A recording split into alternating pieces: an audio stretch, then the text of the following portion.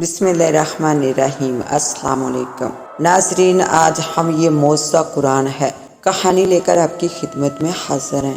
قرآن پاک صرف کلام الہ ہی نہیں، ایک زندہ معجزہ بھی ہے۔ اس کے معجزہ نما ہونے کے بے شمار واقعات ہم اور آپ پڑھتے سنتے آئے ہیں، لیکن یہ واقعہ سب سے الگ ہے جس کی گواہی پورا گاؤں دے رہا ہے۔ اس گاؤں کا ہر شخص ایک ہی دن میں مکمل طور پر بدل گیا تھا۔ لیکن کہانی میں آگے بڑھنے سے پہلے آپ تمام دوستوں سے التماس ہے کہ ہمارے چینل ذرا سیاحت کو سبسکرائب کر دیجئے اور ساتھ گھنٹی کے بٹن کو دبا دیجئے تاکہ ہماری نیو آنے والی کہانی کا نوٹیفیکیشن آپ کو مل سکے۔ شکریہ۔ میں تبلیغی جماعت کے ہمراہ اس دور علاقے میں گیا ہوا تھا۔ گھر سے نکلے ہوئے ایک ماہ گزر گیا تھا۔ ایک ہفتے بعد ہمارا واپسی کا ارادہ تھا۔ وہ ہمارے دورے کا آخری گاؤں تھا جو ایک اونچی سی جگہ پر واقع تھا۔ اس گاؤں کا نام حافظہ والا ہے۔ میں نے دل میں سوچا کہ اس گاؤں کا نام حافظہ والا رکھنے کی کوئی تو وجہ ہوگی۔ ہم نے حسب معمول گاؤں کی مسجد میں پڑاؤ ڈالا۔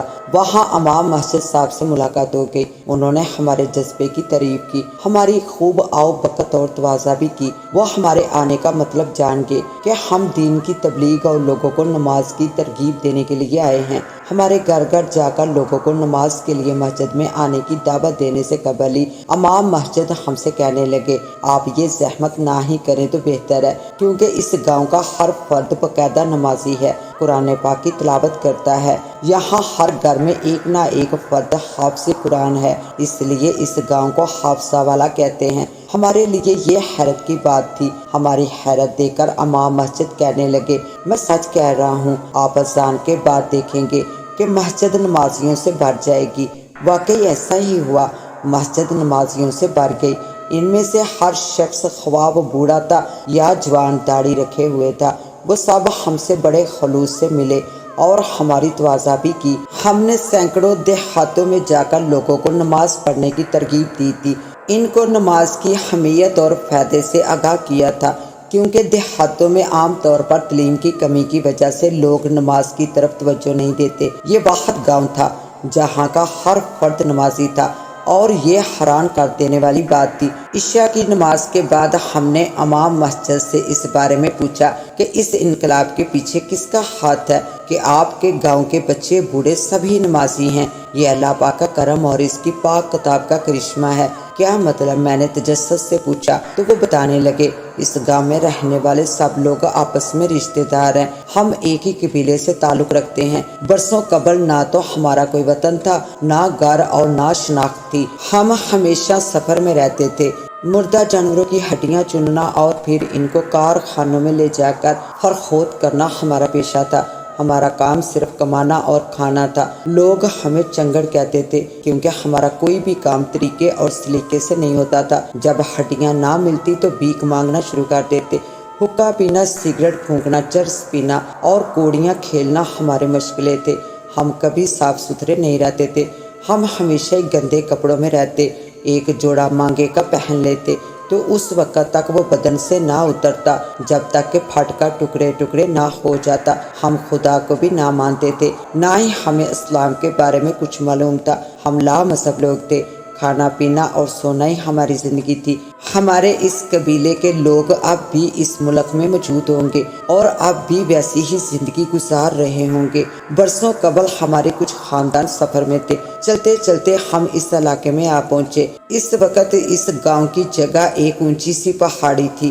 ہم نے یہاں پڑاؤ ڈالنے کا ارادہ کیا کیونکہ سامنے والے بڑے گاؤں جیون آباد کے چودھری صابر علی کے بارے میں ہم نے سنا تھا کہ وہ بہت ہی شریف اور غریبوں کی مدد کرنے والے انسان ہیں۔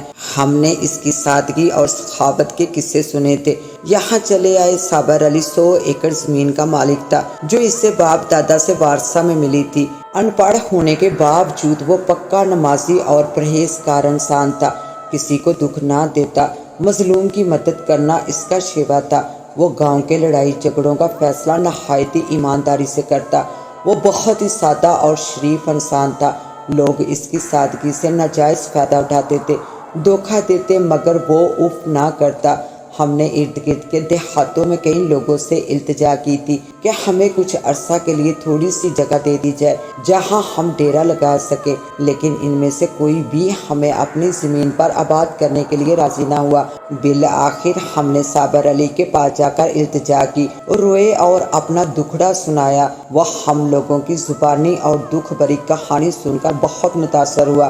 اس کے پاس 2 ایکڑ کا ایک پہاڑی والی زمین کا ٹکڑا خالی پڑا تھا، اس پر کوئی فصل بھی نہ تھی، اس لیے صابر علی نے ہمیں زمین کا یہ ٹکڑا دیتے ہوئے کہا، ٹھیک ہے، تم لوگ عارضی طور پر یہاں ڈیرے ڈال لو اور پھر کہیں اور چلے جانا۔ ہم چودھری صابر علی کے بہت ہی شکر گزار تھے، اسے ڈیروں دعائیں دی اور پھر ہم نے وہاں پر جھونپڑیاں لگا لی اور جانوروں کو چرنے کے لیے کھلا چھوڑ دیا۔ دن گزرنے لگے، برسوں بیت گئے، ہم علاقہ کے لوگوں میں گھل مل گئے۔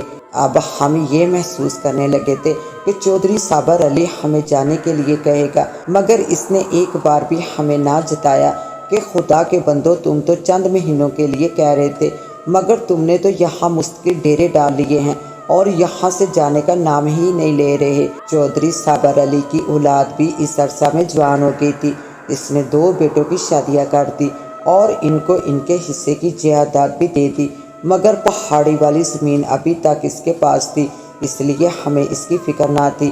اصل میں ہمیں اس علاقے کی فضا راس آ گئی تھی اور ہماری گزر بسر بھی اچھی ہونے لگی تھی۔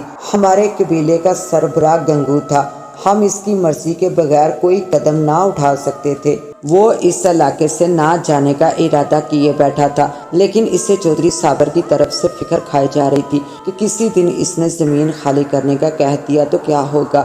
گنگو کے تعلقات علاقے کے جرائم پیشہ لوگوں سے ہو گئے تھے، ان میں چور اور ڈکیت بھی شامل تھے۔ وہ اکثر ہماری جھونپڑیوں میں بھی آتے رہتے تھے۔ ہمارے قبیلے کے کچھ لوگ ان چوروں کے ساتھ مل کر وارداتیں بھی کرنے لگے تھے۔ گنگو نے ان کو اپنی اس پریشانی سے آگاہ کیا تو انہوں نے گنگو کو حمایت کا یقین دلاتے ہوئے کہا، تم یہ زمین کبھی خالی نہ کرنا، تم اتنے برسوں سے اس پر رہ رہے ہو، اس لیے اب یہ زمین تمہاری ہے۔ چودھری صابر قانونی لحاظ سے بھی تم سے اب زمین خالی نہیں کروا سکتا۔ اس نے ان چوروں کی شے پا کر اینٹیں منگوا لی تاکہ وہ وہاں پر رہائشی کمروں کی تعمیر کا آغاز کرے۔ چودھری صابر علی نے اپنی زمین پر اینٹوں کا انبار لگا دیکھا تو اس نے اپنے بیٹوں سے بات کی کہ یہ چنگڑ زمین پر قبضہ کرنے کا سوچ رہے ہیں۔ اس نے اپنے بیٹوں کو منع کر دیا کہ وہ کوئی بات نہ کریں، بلکہ وہ خود ان سے بات کرے گا۔ چودھری صابر علی نے گنگو سے بات کی، تم نے تو چند دنوں کے لیے رہائش مانگی تھی، لیکن لگتا ہے کہ تم یہاں مستقل رہائش کا منصوبہ بنا رہے ہو، اس لیے اب تم میری زمین خالی کر دو۔ چودھری صابر کی بات سن کر گنگو بڑے روب سے بولا، یہ زمین تو ہماری ہے، اب ہماری مرضی ہے، ہم یہاں جو چاہیں کریں، مگر یہ تو میری زمین ہے، رجسٹری ہے میرے نام اس زمین کی۔ صابر علی بولا، میں نہیں مانتا، اب بھول جاؤ اس زمین کو، اب تو قانون کے لحاظ سے بھی یہ زمین ہماری ہے۔ تم کسی وکیل سے جا کر پوچھ لو، وہ تمہیں بتائے گا کہ جو شخص ایک زمین پر 15-16 سال سے رہ رہا ہو وہ زمین اس کی ہو جاتی ہے۔ گنگو بڑی مکاری کے ساتھ بولا۔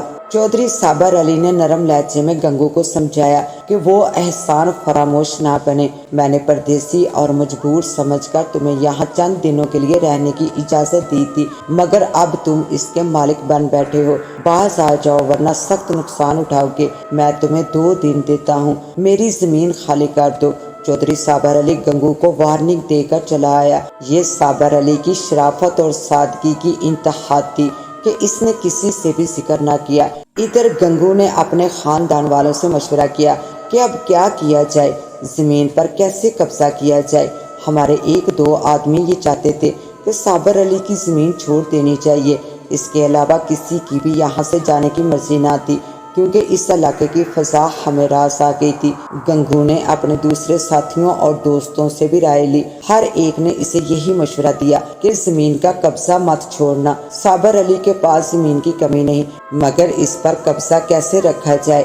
گنگو نے اپنی پریشانی سے آگاہ کیا، ہر ایک نے اپنی اپنی رائے دی، بالآخر ان سے بابا فخرو کی رائے سب نے پسند کی اور اس پر عمل درآمد کا آغاز کر دیا۔ 2 دن بعد صابر علی پھر آیا اور گنگو سے کہا کہ 2 دن گزر گئے ہیں مگر تم نے زمین خالی نہیں کی۔ گنگو نے پھر وہی جواب دیا کہ اب یہ زمین ہماری ہے اور ہم یہاں سے نہیں جائیں گے۔ صابر علی نے کہا اب میں مسئلہ پنچایت کے سامنے رکھوں گا۔ چودھری صاحب آپ پنچایت کیوں بلاتے ہیں؟